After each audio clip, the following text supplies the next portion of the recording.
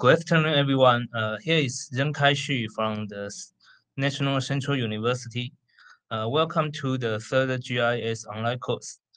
Today, our speaker is Professor Kuo-Hsin Tseng from the Center of the Space and the Remote Sensing Research of the National Central University. Professor Tseng obtained his doctoral degrees in Department of Earth Science at the Ohio State University in 2012. And served as a postdoc researcher in the same department. His research interests include satellite telemetry, geodesy, environmental remote sensing, and the multispectral image analysis. Today, he will presenting on the satellite observation of the coastal environment. Let's welcome Professor Tseng. Professor Tseng, please.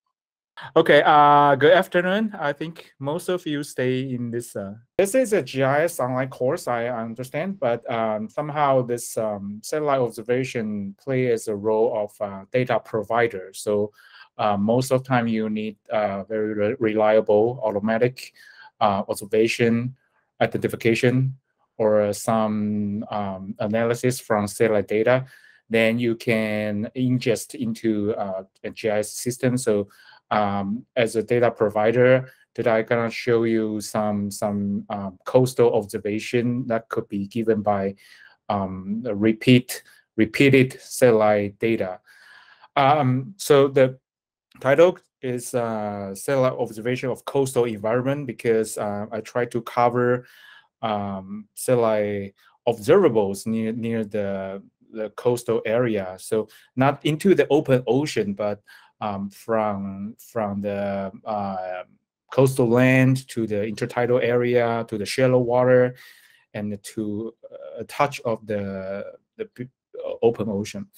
So you can see from this slides from left to right, we have actually a lot of remote sensing approaches that can acquire data of Earth's surface. So from the very left, I think everybody are more familiar with optical remote sensing. So like an optical camera, taking pictures from visible to near infrared mostly, and some satellite can get data all the way to short-wave infrared and far infrared. So this optical data can give us some colors and also some spectral response. So we can use that to identify different land covers, and we can use that to delineate where the water line is, where the object, like ships or some coast, this infrastructures. And we can also use that to detect water quality, but which is not covered in today's talk. So this data can help us to understand the coastal erosion and sediment load, because we can, in the time series, as time being, that we can detect which area has more sand deposit and which area or which hotspot has more eroded happens.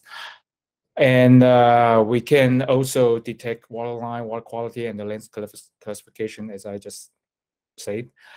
The second one is INSAR. So INSAR, most of you could have probably know it's about use a phase or use the backscatter of radar or microwave data to measure the land motion. So mostly this line of sight surface deformation that we can use the synthetic aperture radar interferometry. But over ocean, it's also very powerful because the backscatter data from like VV or VH polarization, we can monitor or detect where the ship is as small as just few meters. Very small ships or vessels, we can see where it just appeared. So this SAR intensity can also give us some data, knowledge about the whether there are some anomalies over ocean, like oil spill or wastewaters, which cause some damping effect to this waves, very high frequency waves. So in the SAR images, we can see where this oil layers appears. So this SAR interferogram over land, by bundling with GNSS network, we can also get, as I said, the surface deformation. So it could be the land subsidence or some tectonics, depends on your area of interest. So the next to the right is spaceborne LiDAR. So it's a kind of green beam laser photons. So ISAT and ISAT-2 are NASA's satellite observation that can measure the distance by timing the travel of light photons. So it can detect how high the cloud top is, how high the canopy height is, and how high the water surface, and even the shallow water bathymetry, so the ocean bottom. As long as it's shallow enough, say some 30 meters or shallower, then when the green light can go through it, then we can measure the depth of the water. So today I'm going to show you some examples how we retrieve this. This is so-called the satellite-derived bathymetry (SDB). So LiDAR can give us a vertical structure and vertical information. So you can have a feeling that different satellite can actually give us different dimensions. Some like optical give us some raster data, give us this X and Y information, but SAR and the LiDAR can give us Z information, how high this object is.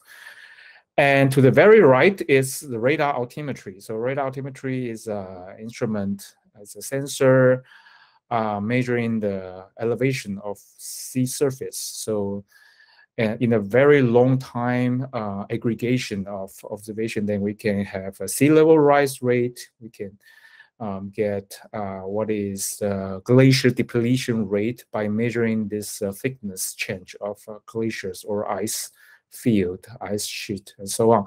So you can see we have a lot of tools, instruments, can understand what the process in the coastal area. And the good news is most of them are free to the end users. So basically, if you have your target area, you can collect necessary data by your own. And there are some also some open source software that is very handy to use. So you can make some first order analysis by yourself.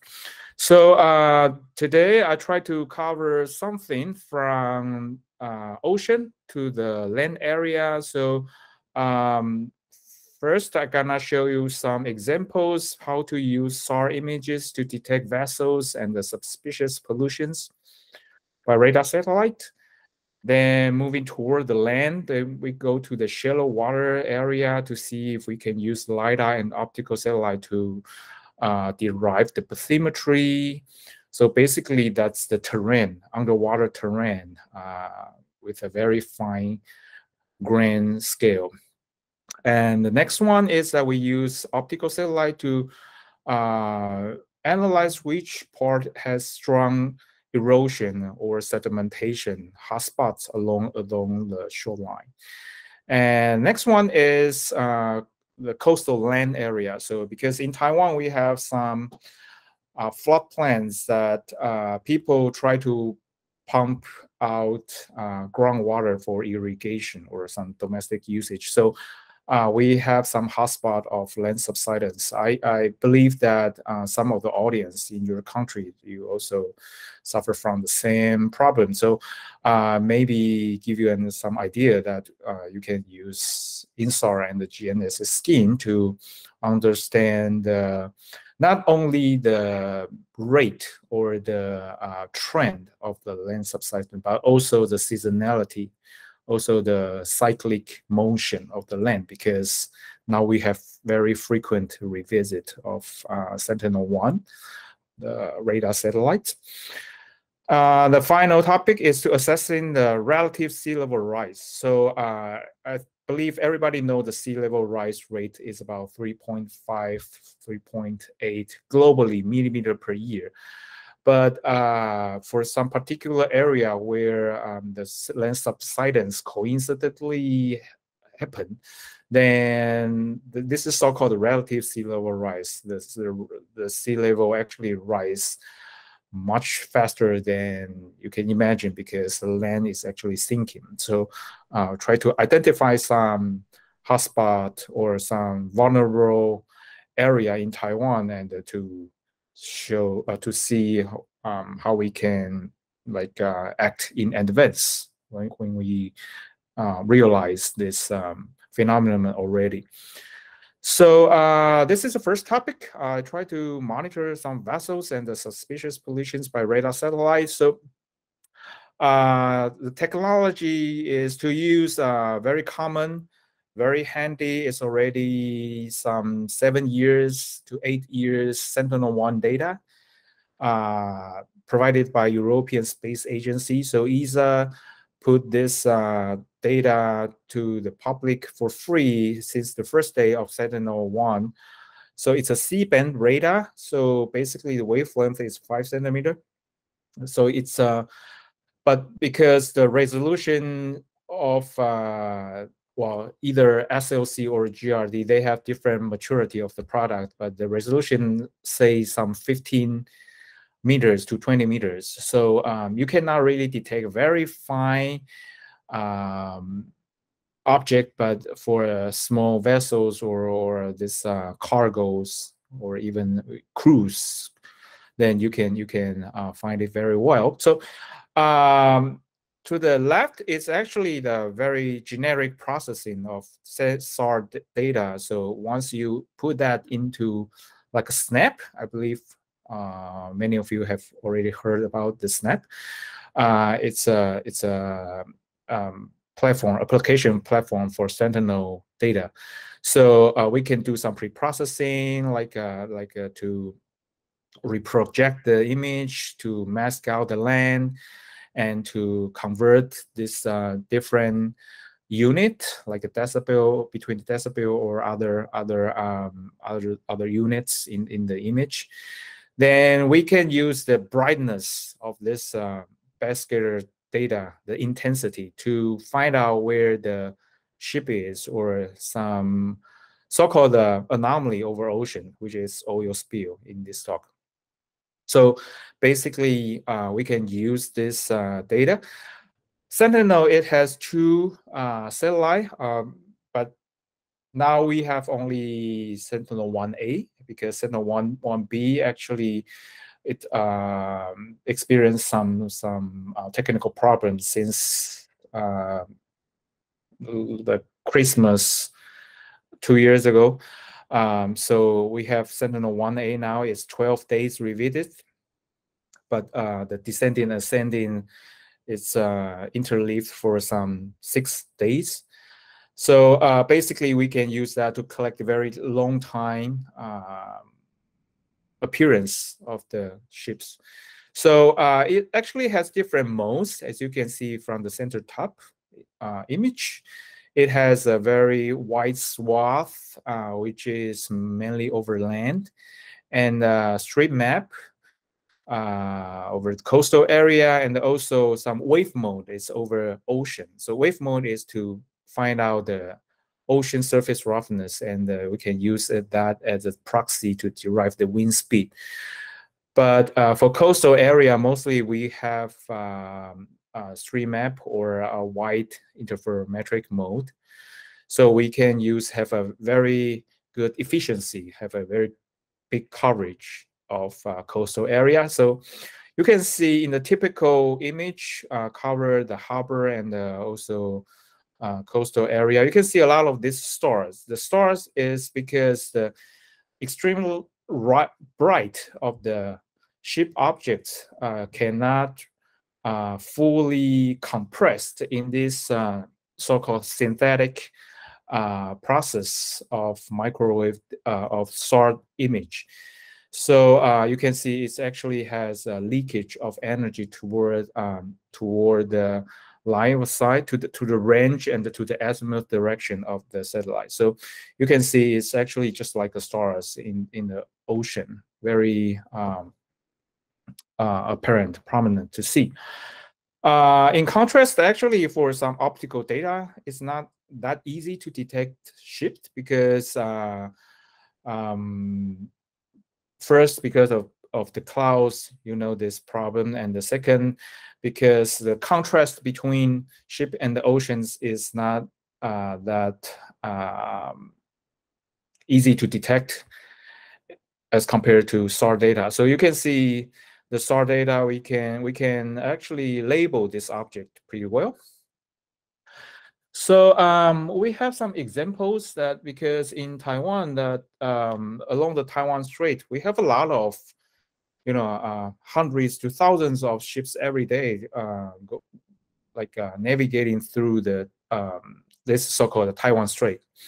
So we try to use SAR images to detect where this a cluster of vessels appears, because sometimes you may know that big cargo, they have AIS, automatic identification system, which is like this sending out signal to the harbor or to the coast administration to tell them that I already go enter your economic zone. So let this country know where you are.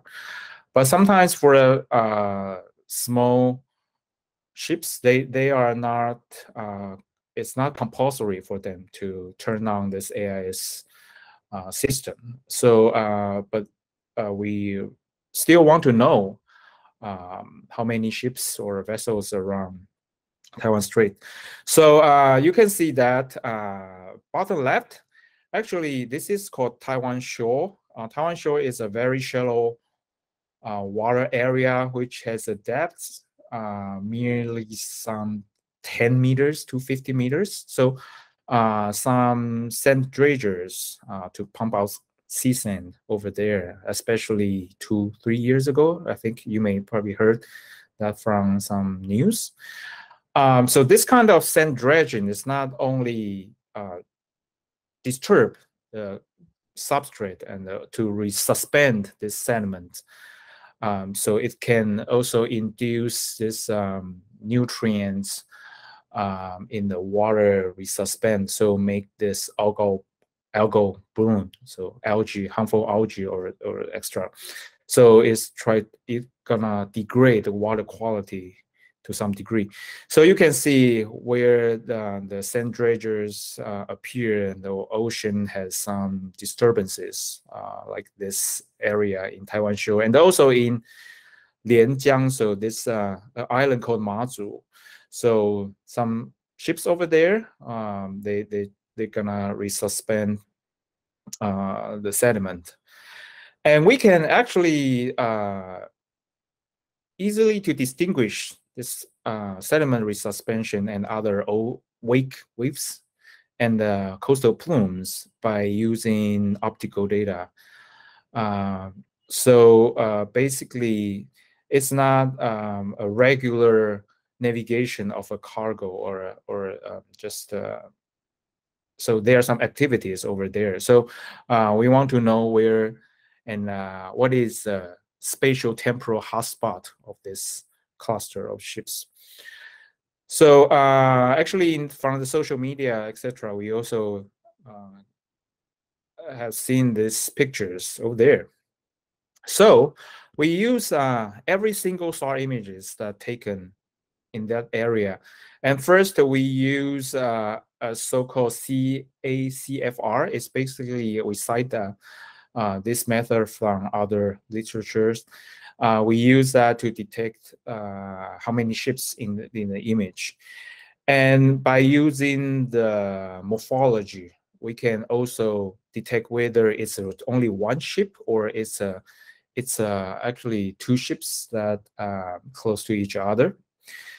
So this is a validation of our methodology. So we actually also label the image by manual delineation. So you can see this precision recall and F1 score is roughly 0.9.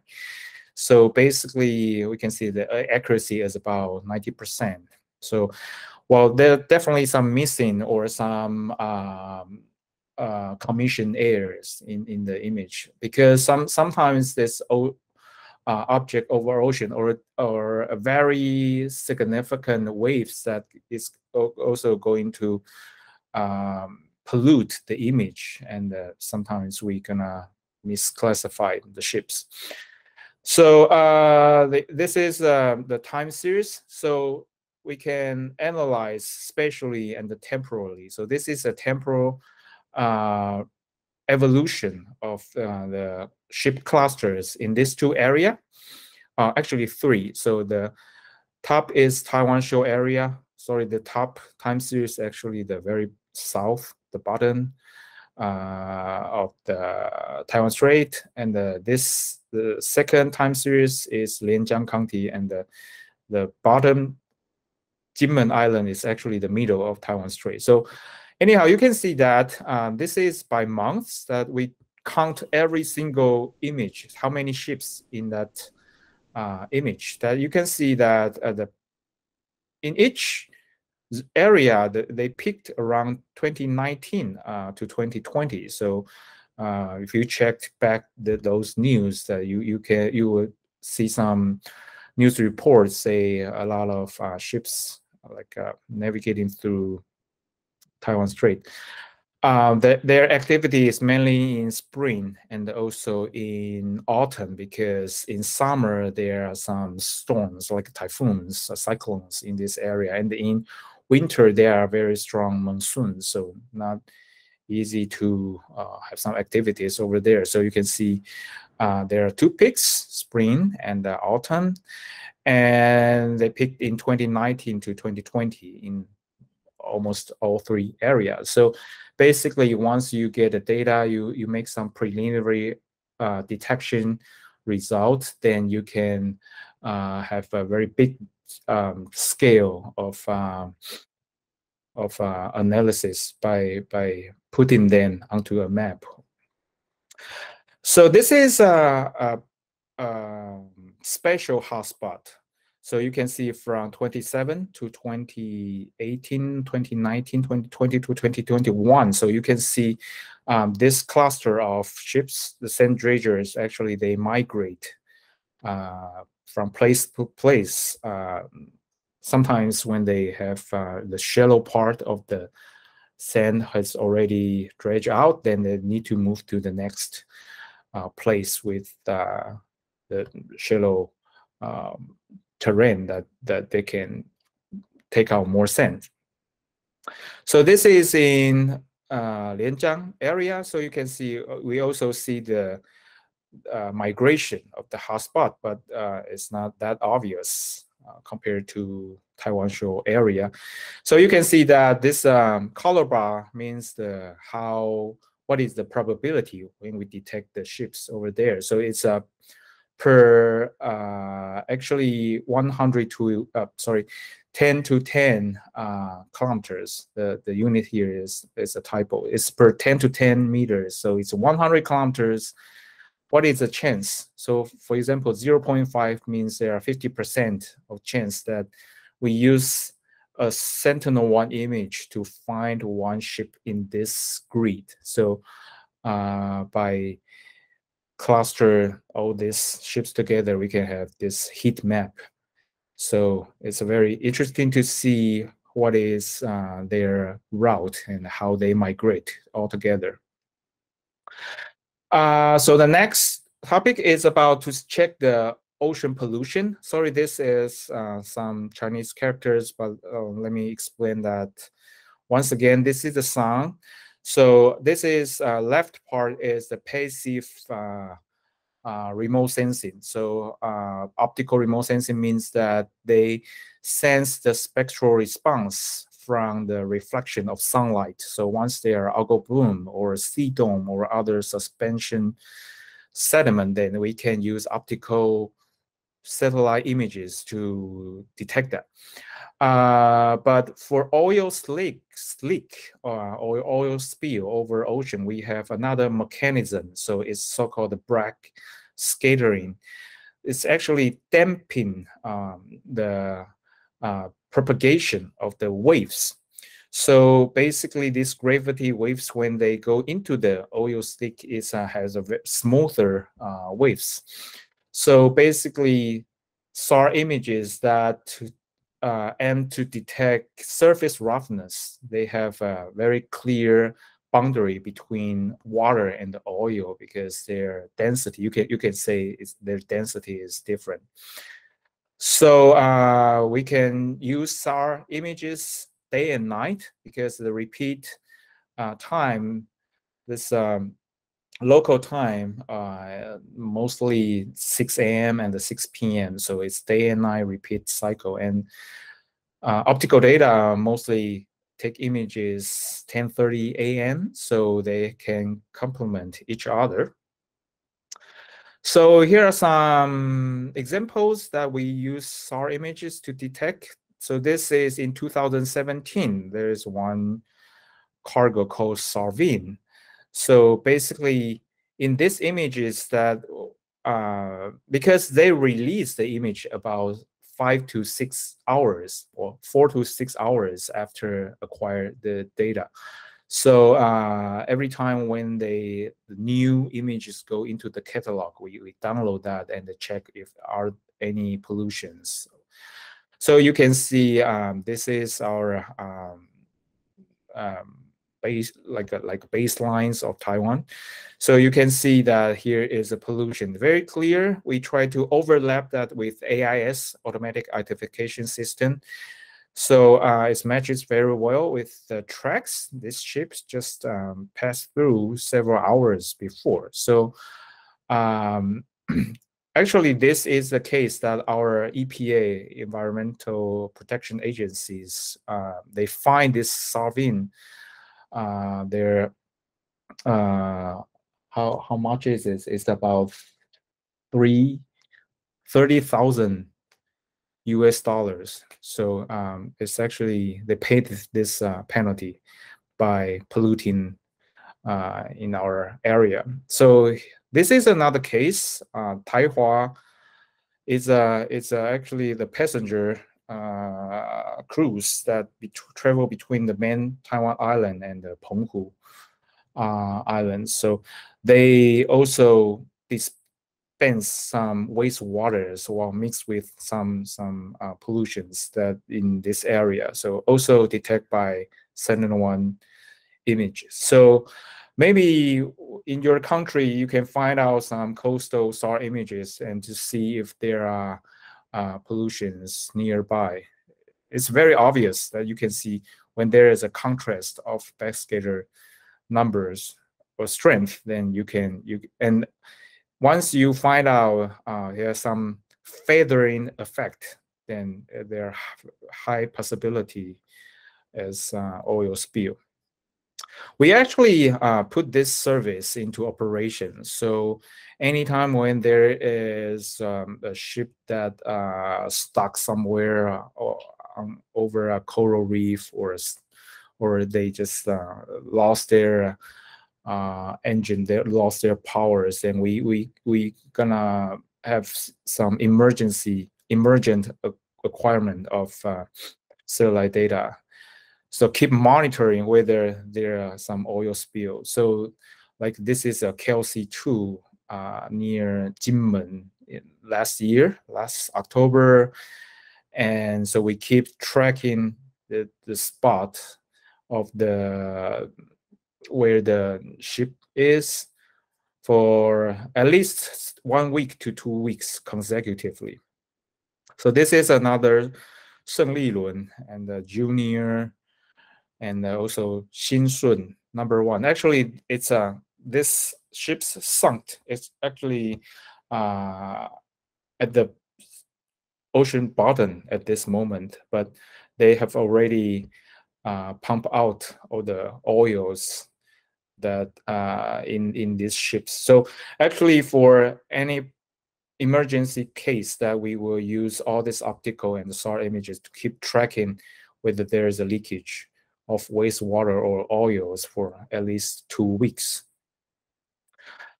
Okay, the next topic is to use LiDAR data. So ISAT-2 is a spaceborne LiDAR emitting green lasers. So it can not only reflect from very solid surface, but also can go into water because it's just like our green laser pointers, but with a very super strong power. So when we integrate that with optical data, because optical data can also give us a hint of water depth, because there is a ratio between green band and the blue band.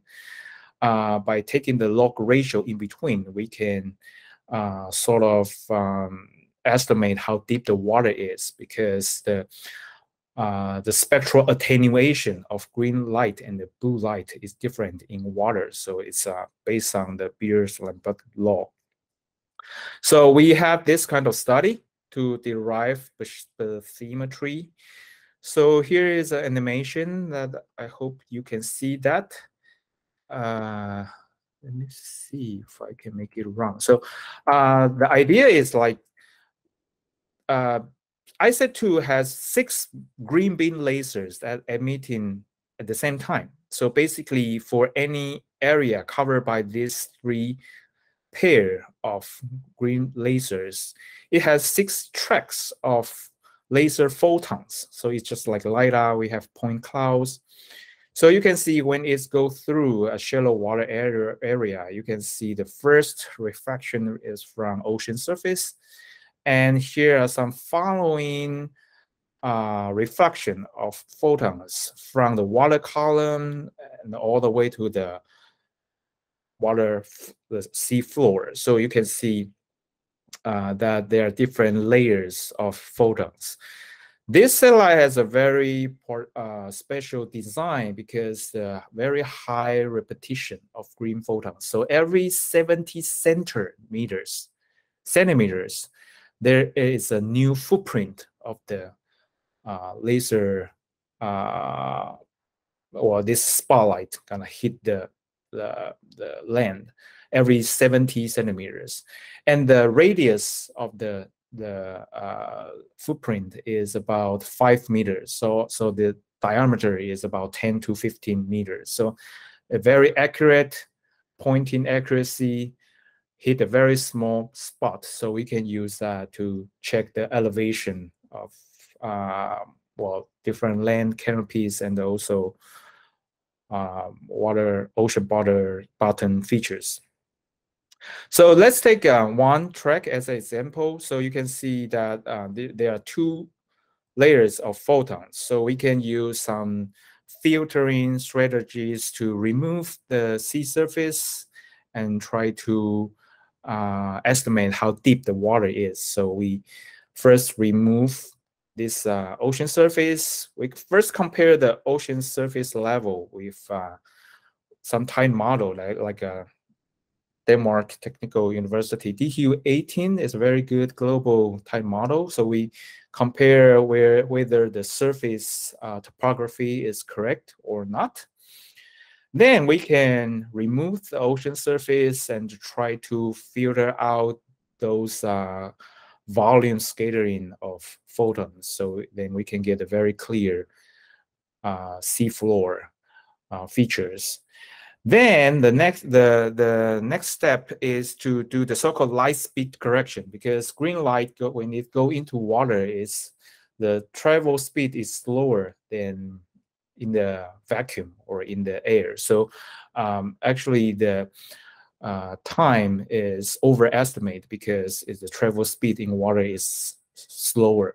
So basically we try to correct the depth of bathymetry. And when we compare with airborne LiDAR campaign, actually we find out that it's very accurate. So the accuracy, say the RMSE compared to an airborne LiDAR is about some 40-50 centimeters and for some shallow area, it can as good as 20 to 40 centimeters. So it's very accurate.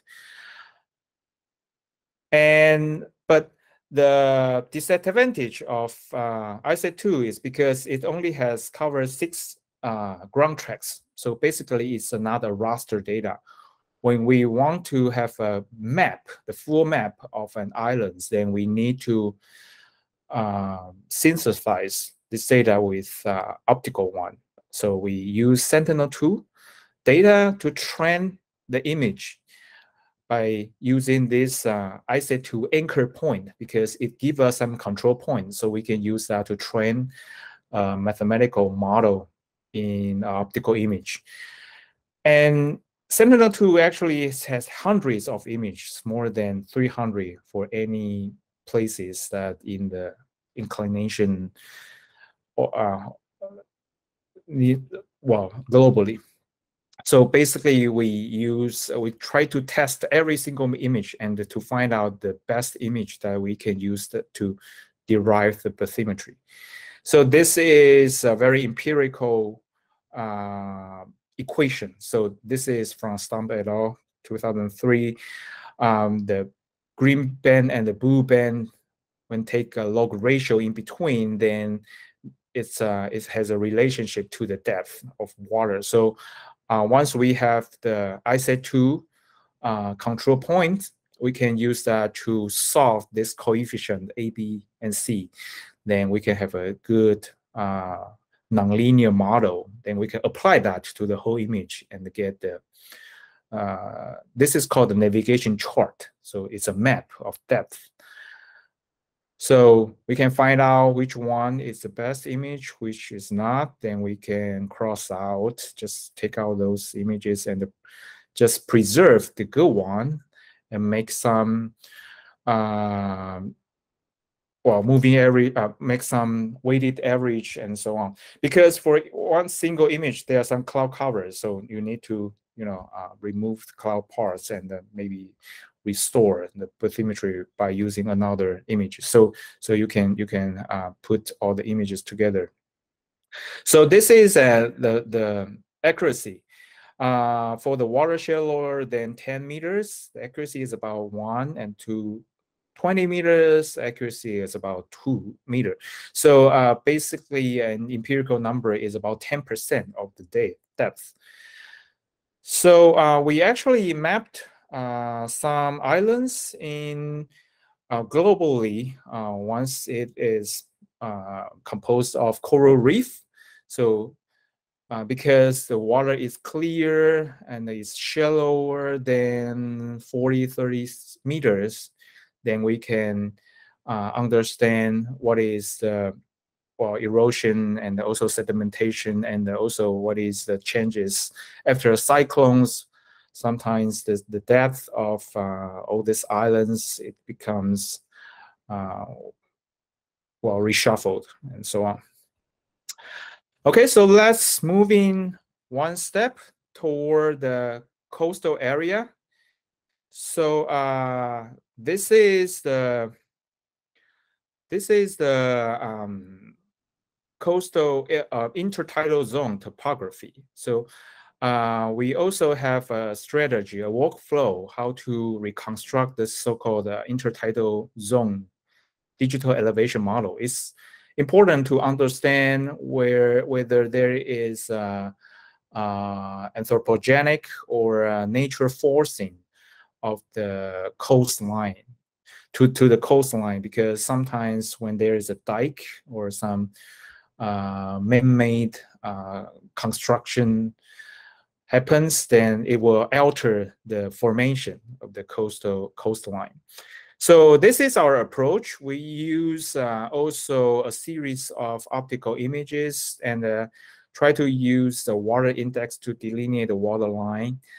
And we calculate the so-called probability, the inundation probability. So it's very easy to understand once you have in the beach area, when the water goes up during the high tide, you have a bigger extent of water or less extent of land exposed. So because it's a slope, so the higher chance of water coverage means lower the elevation, so and vice versa. So basically, higher chance of inundation means that the elevation is lower. So once we revert this relationship, it's an elevation. So we try to introduce the elevation by giving this probability map the highest and the lowest boundary from the tidal model. So we can convert the image, the two-dimensional image, into the three-dimensional topography elevation by using Sentinel-2 data and a tide model. So basically, because Sentinel-2 data have very high frequent revisits, Sentinel-2 has only also two spacecraft, Sentinel-2A and Sentinel-2B. So every 5 days, there's an image. So based on our experience, every 2 years, we can have a rolling update of the coastal bathymetry. So as you can see, this is one of the biggest wetland in northwestern Taiwan. It's called Xiangshan Wetland in Hsinchu. So you can see that in the last couple years, there is a sand dune and some sand ridges. Actually, is because of the current and coastal flow. So this sand ridges is migrate toward south, and we can also see those channels, water channels. They change their formation every year. So this is topography. So once again, the warm part is about 1.5 to 2 meters height, and the cold part is 1 to 2 meters low. So we can use that to understand whether a new construction site, a new infrastructure like a dike, like a new harbor, whether it caused some sedimentation or it's not really matches the environmental assessment beforehand. So this is another Gaomei wetland example. We can also see once there's some construction appears, then there's the deposition. So you can see it's become warmer and darker. So it means a higher deposition of sand in this area. Okay, actually our method is in the regulation. It's actually has been put into some government or very official announcement. So this is Jinmen Islands. Our method how to delineate the intertidal area has been put into this legislation process. So here is another movie that you can see. This is sand ridges that are flowing from north to south. In the last, say, 20 years, that you can see the migration of these sand bars. So this is a very also famous sandbar. It's called the Waisanding sandbar. It's in offshore Jiayi County. So that you can see that actually the speed of migration is very fast. So you can see that every year it has a reduce of its size and counterclockwise rotate, moving towards the mainland area. So this sandbar actually is, their source is from the Zhuoshui river. So decades before, the sand transport is very huge, but nowadays, because a lot of constructions along this river channels, so the outflow of sediment is not as much as decades before. So you can see the reduce of size of Kuo-Hsin Tseng bar. So once we analyze, sorry, here are some Chinese sentence once again. These two red lines are the historical mapping of the Kuo-Hsin Tseng bar. So it's about 100 years ago, it was there. So this was like 50 years ago, it was this second red line. So we try to analyze their center line in the last 30 years. So we can see very clearly it's moved toward this Aogu wetland. So someday, I would say in the next 20, 30 years, it will become some like a reclamation zone near this area. So basically, once we have a very long aggregation time series of images, that we can find out some interesting phenomenon that is happening near the coast. So this is INSAR. So because the ocean is changing, the sea level is rising, the land, the intertidal area is altering its formation. And another issue is land sinking issue. So we can use synthetic aperture radar. Once again, Sentinel-1, they have phase measurement. So by a pair of phase measurement, we can do the interferometry. So basically, it's a calculation of the difference between phases.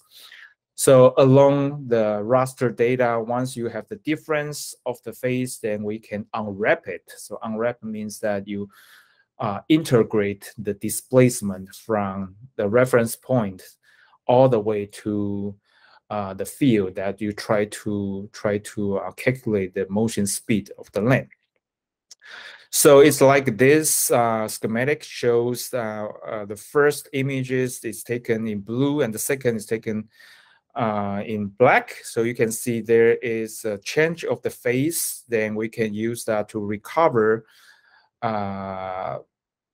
because we know the wavelength of the C-band. So what the change of phase in equivalent, we know what is the change in distance. So we make some data process for images that we need to apply orbits, because after 2 weeks, there's a better orbit product released. Then we can co-register two images to make the interferogram.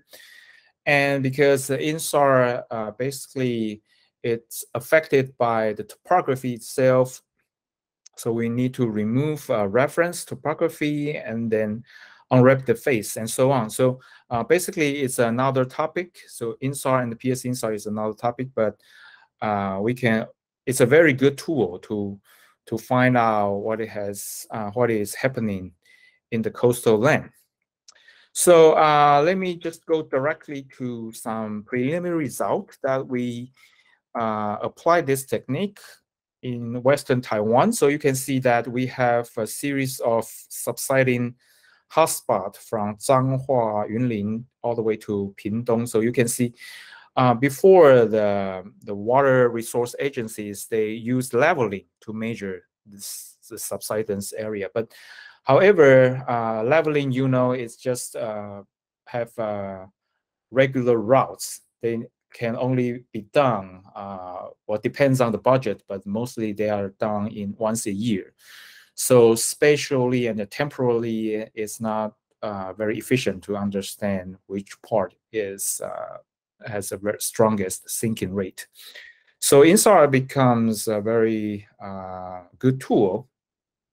So before we understand that Taiwan has a subsiding rate up to 6.5 centimeter per year, especially in Yunlin area. So we want to know whether the subsiding area is still ongoing or they have been relieved a little bit. So you can see that not only Taiwan, but some audience from Indonesia, some audience from, I don't know, Thailand maybe. Many countries in the world is experiencing this problem. So we actually try to co-locate it, the subsided area with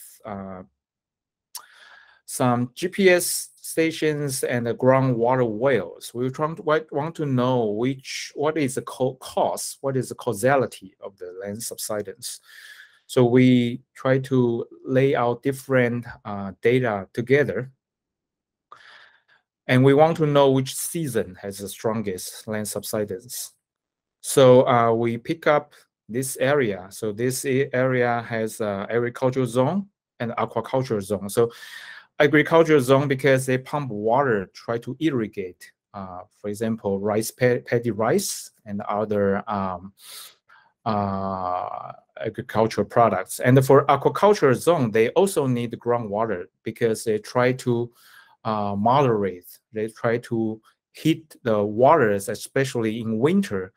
The ocean water is a little bit too cold, so they try to pull out groundwater, try to get the water a little bit warmer to raise some, shrimps or fishes in this area. So this area also contains some industrial zones. They also pump out groundwater. So all together, it's induced a very strong subsidence in this area. So for the data processing for SAR images, we need to consider some errors or some media effects, including tropospheric delays and ionospheric delays and so on. So actually, we need a very sophisticated procedure to fine-tune the result. And the next step is actually to bundle with GPS data, because in Taiwan, we have very strong tectonics, especially the earthquakes. We have a lot of active faults.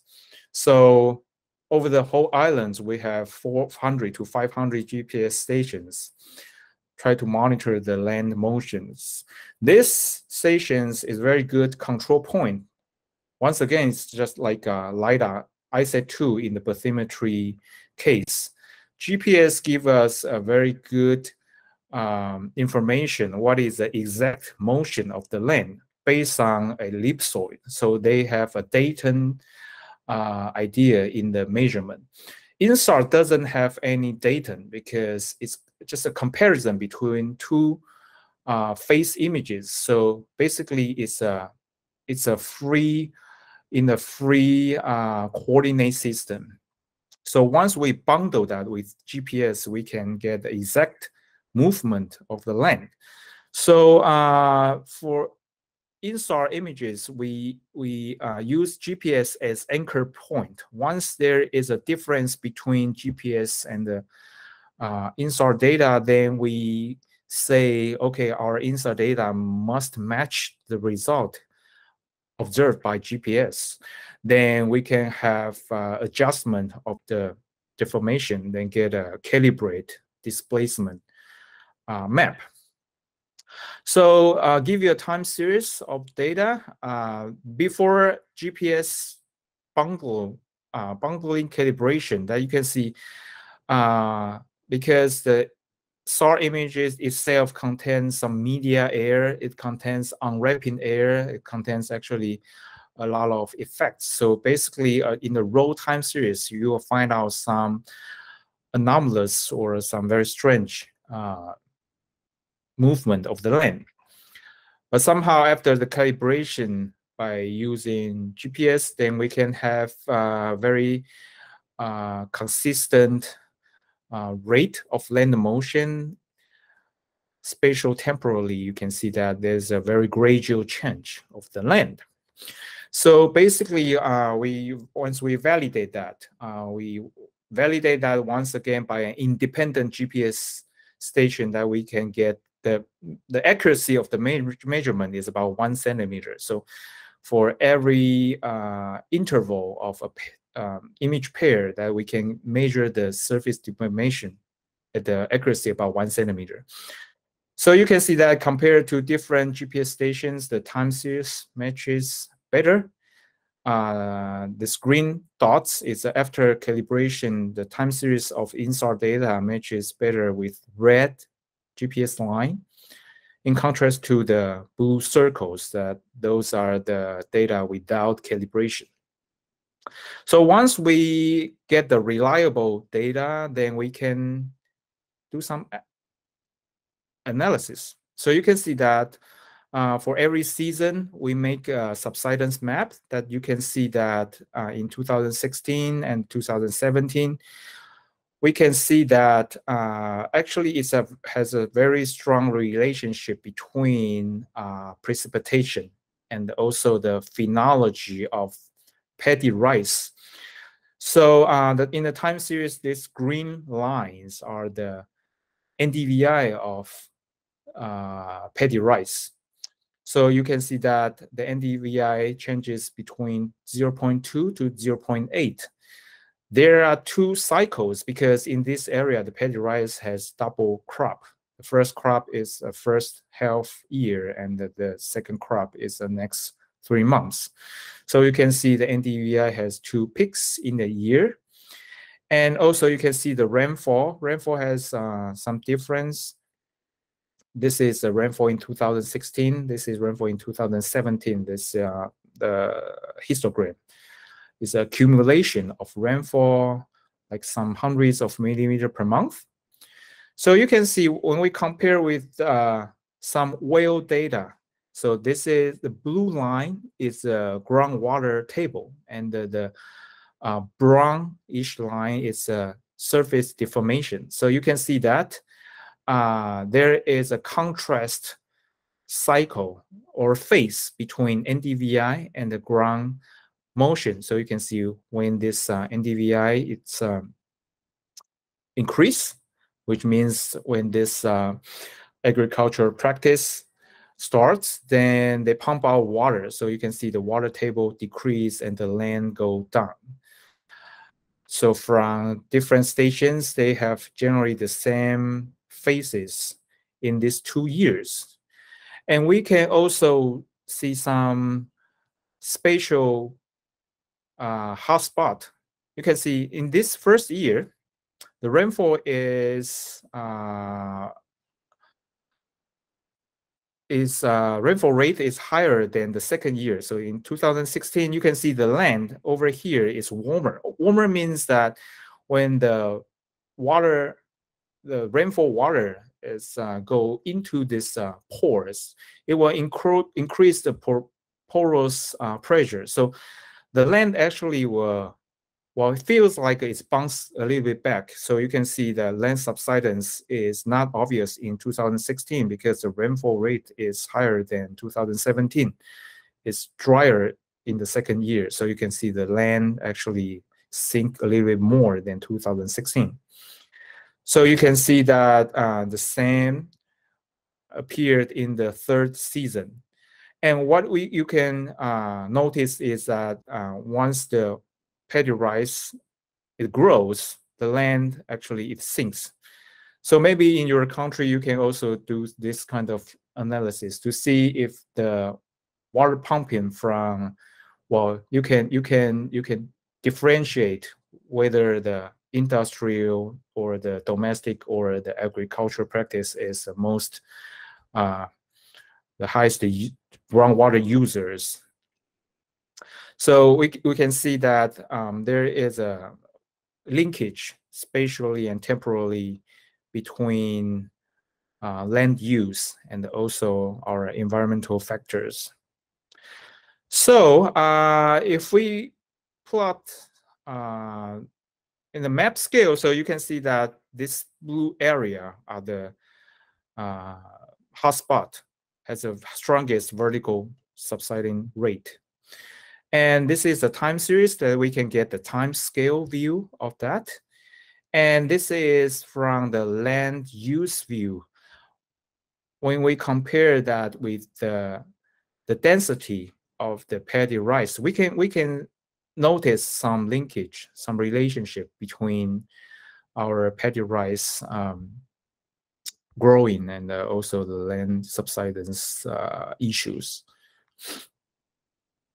So finally, once we put all this topic together, what we try to understand is to assess what is the vulnerability of our coastal area and where is the hotspot and how to mitigate that, how to adapt to this kind of issue once we already know that.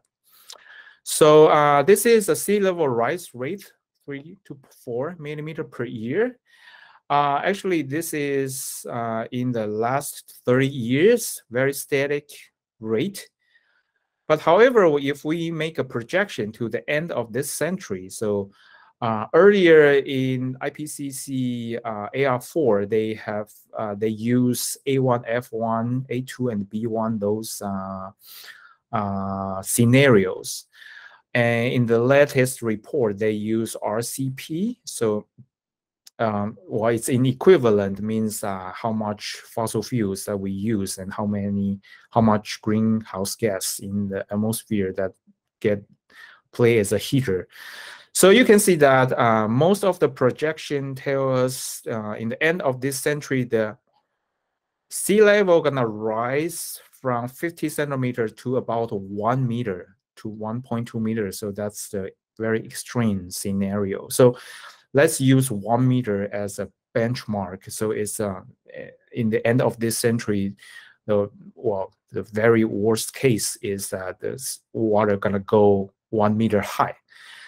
But once you understand the sinking rate, actually sea level rise is compared to sinking rate is relatively minor because the land could sink some 5 millimeter per year. So after 100 years, it's 500 millimeter. So it's actually also near 1 meter, right? So it's a very huge subsidence. It's a huge issue that we also need to consider. So when we have a sea level rise rate and try to overlap that with a vertical motion rate, then we can have this vulnerability assessment. So the warmer color means that more higher chance that this area has lower land, it has a stronger sinking rate. So it has higher probability that in the century end, then they will go below water level. So you can see a lot of townships in the western floodplain of Taiwan. Actually, they are low-lying land. So basically, we need to put some alarm or alert to those townships. But actually, the local people, they already adapted to this sea level because during some storm surge or higher tide, this mean higher water or higher water, sometimes they actually has already be flooded already. So for this particular townships, they already has a transition to the aquaculture zones already. They use ocean water to for aqua farming to raise some aquatic products already.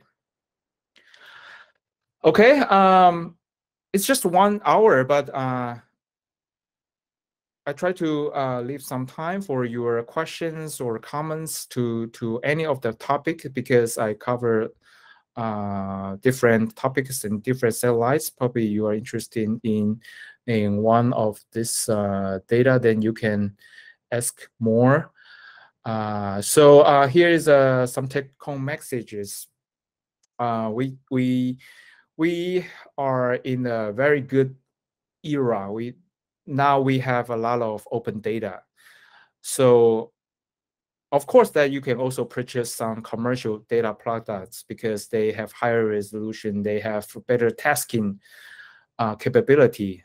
Sometimes you have an emergent task, then you need to ask satellite companies to help you to have a very high frequent, like a daily revisit imaging of the surface. But most of time, once you just have a regular monitoring of the coastal area, I think the open data is already satisfied for most of your needs. So, and we have a lot of analyzing tools for GIS. We have QGIS, right? For data processing, we have Snap. For insert data, we have also Snap and the Stamps and other free softwares.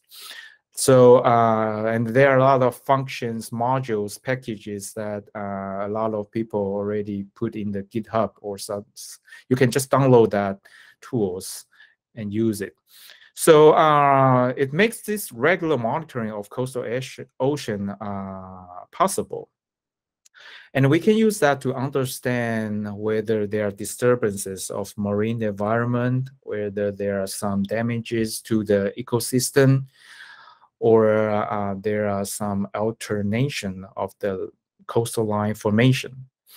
So different kind of human activities is gonna deteriorate the erosion or sedimentation. So we need to keep an eye on that. So in consequence, in combination of coastal subsidence and storm surge, the sea level rise actually is rise at a higher rate. What I just said is there are some millimeters level of land sinking, then we have dozens of centimeters sinking of land. But however, if we have several centimeters of sinking, then we can have couple meters subsidence toward the end of the century. So it's even more, or we need to watch this issue more than the sea level rise, because it's going to cause some coastal hazard eventually.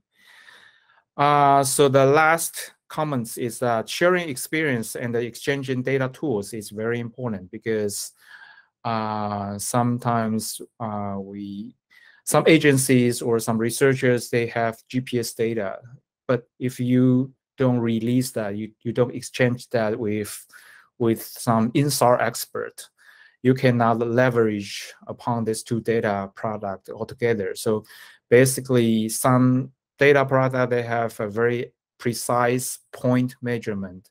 Some have a very rough estimate, but they have a better spatial coverage. Once you put this together, then we can have multiply the performance of each single one. So I think that's today's talk. Thank you for listening. I don't know whether you have questions. I don't know if you have questions that you can just type in the message window, or you can raise your hand. You can just make some noise. Okay, Mr. Lin, you want to ask some question? Okay, so thanks for your great talk, Professor. So I have one question is because you mentioned we can use this radar wave and to monitor the ocean wave, and we can roughly to know the wind speed of the local area. But my question is, when the wind speed in a local ocean are really fast, will we have the mass of the water droplet fly to the air?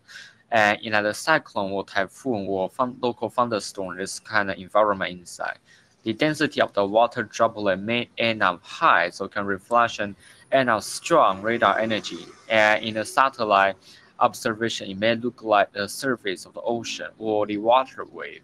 So what it could say a mistake of the water wave observation, also the wind speed monitoring. And if that's true, how can we calibrate it? Because I heard about one of the news is why the airplane that fly in a typhoon, their flight altitude should over 5,000 meters is because if the altitude over this, the water droplet fly out from the ocean, it will stuck in the jet engine and make the airplane fall. So that means the water density was really, really high. Yeah, so this is my first question. Thank you.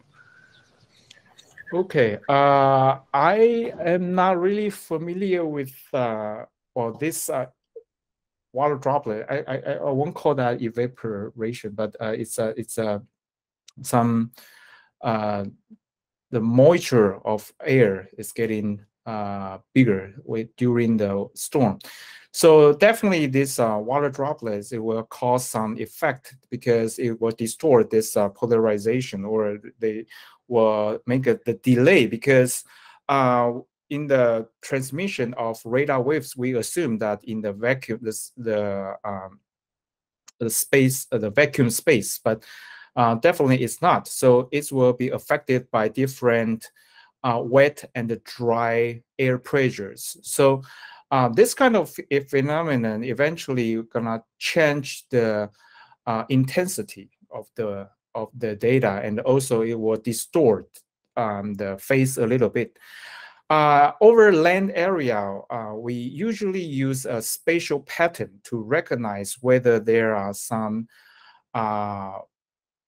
atmospheric anomaly in the image, because we assume that if there are some wet or dry pressure anomaly appeared in some local area, it will cause some local effect. So you can see that in the images, it will become like a patches.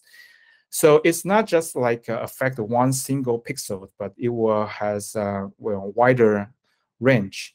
So we need, when we try to deal with that, then you need to try to calibrate or correct the atmospheric effect for that particular area. So not only for that pixels. So what I try to say is that during the storm surge or under the typhoons, definitely the first question is that there is a limitation to detect the wind speed, because when the significant wave height is higher to over some threshold, there is a saturation of the detection. So the signal cannot anymore detect even higher waves, because it's already hit the ceiling, it's already the maximum. So if you see some papers that there is a curve that once after some significant wave height, I don't remember the number, but you can see that the surface is so rough that you cannot detect even rougher anymore. So the first question is that, yes, there is the saturation, there is a limitation that we can detect the wind speed, because wind speed is derived from the surface roughness. It's derived from the significant wave height. So once we have hit the limitation, then the wind speed cannot be analyzed anymore. But to the following question is that I assume that the water droplet or water vapor issue is not so strong to this to some degree, because if it affects, as I say, it has some regional, local effect to the entire area. So as long as we can analyze the pixels, well, relatively the water vapor issue is minor than the surface roughness induced from the waves. So it will cause some noise, definitely, in the images, but I believe it will not affect too much on the derivation of wind speed. So actually, I'm not quite expert of the atmospheric correction itself, because it also requires some physical model and also the analysis of the polarization and so on. So roughly, I would say, because the data product itself it aims to understand the ocean waves. So I don't see it's a huge limit. It's huge limited by the water vapor itself. Otherwise, we cannot derive such a data product over ocean. So that's my short answer. Okay, so my second question is because you mentioned some of the satellite like the ISAT, so they use a laser beam and to measurement the depth of the water. But my question is, because this technology is based on the deflection and reflection of laser light. But as we know, in the ocean, inside the different depth of the water, they have the different density, different salt level, and different temperature. And this kinds of density level, they are even changed. Like in the southern Taiwan, see the internal wave. This is very often. An internal wave, they might just distribute, they destroy entire this density layer. And when the inferior, when the density layer is destroyed, the deflection rate of the laser light will also change. It might not be a big problem, but when we are trying to use a laser light to search for the wreckage of the airplane or the wreckage of some of the sinking boats, it may be a big issue. So how can we celebrate it? This is the second. Okay, thank you for your question. It's a very good question, but it's not the issue for ISAT-2 because it can only see the bottom within some, well, the deepest I've ever seen is about 50 to 60 meters. So it's relatively very shallow. So different layers, the stratification of ocean layers, different temperature and the salinity and so on. Actually, what we can do is to neglect that because it's shallow enough. It's not so strong compared to the speed correction, but we do see some effect of the turbidity and also this algal bloom because different or different kind of water qualities, it will change the attenuation rate of the light. So that's why actually for each particular islands or shallow water zone, we need to train a new model. And even for that particular season or for that particular area, because in different seasons, they may have a unique water quality signatures. So we need to deal with that more than what you just mentioned.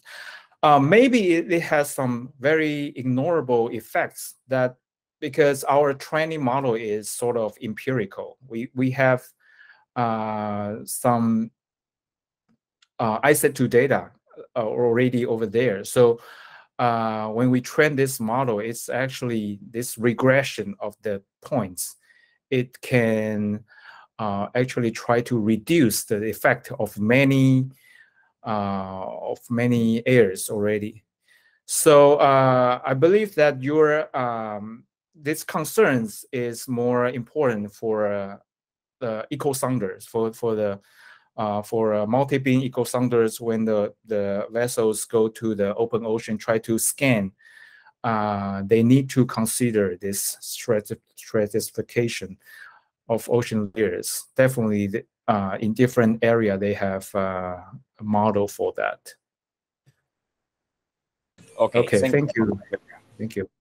Any other questions? Actually, we have still some time.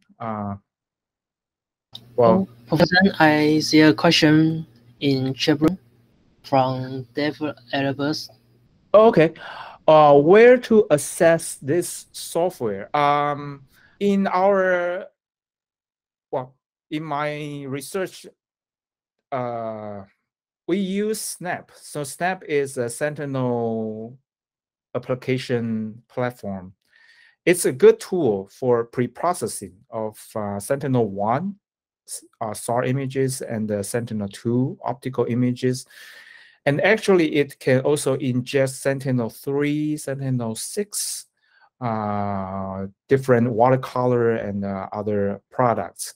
It's a very good tool for pre-processing. But for the later, more advanced processing of the data, like when you try to calculate the PS INSAR or small baseline INSAR, you need a more advanced software like a STEMPS.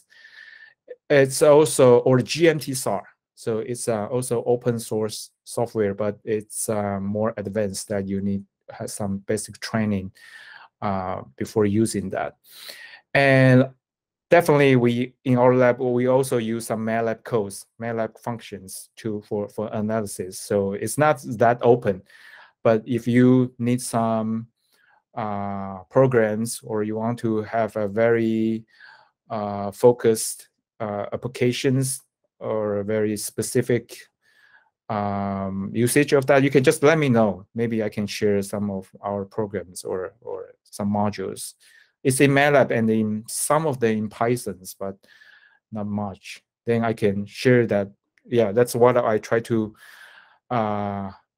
promote that in my concluding remarks, that if we can like share those tools, then you can have 10 times faster than your, you know, to try to do everything from scratch. Okay, any other questions? If you have any questions, just let me know, email me, or I don't know, through TSU and so on, or we can collaborate somewhere.